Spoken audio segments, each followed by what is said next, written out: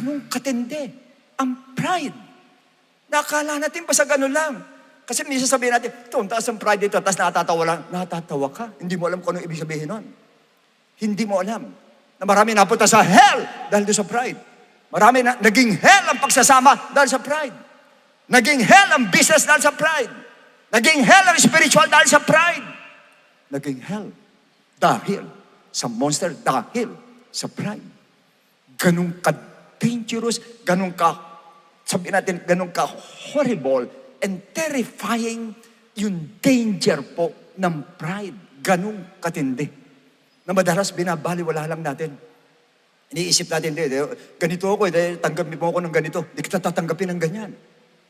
Hindi, ako mismo sa sarili ko, hindi ko matanggap talaga na may pride ako. Amin ko, may pride ako. Pero pinipilit ko i-suppress yung aking pride. Pinipilit ko mawala yung aking pride. Alam ko, hindi nalulugod ang pride.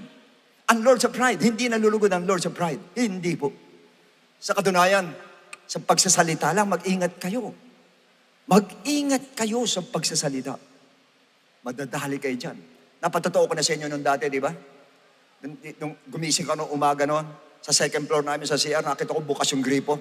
Sinabi ko, napaka-TNAGA naman itong ano na ito, itong kasama ito sa bahay na ito, ba't ganun. Alam mo nangyayari sa akin, isang araw. Ako rin, nakaiwan ng ganun. Parehas na lang kami. Why? Yung pride eh. Nisip mo marunong ka, hindi mangyayari sa'yo. Sino may sabi sa'yo? Anything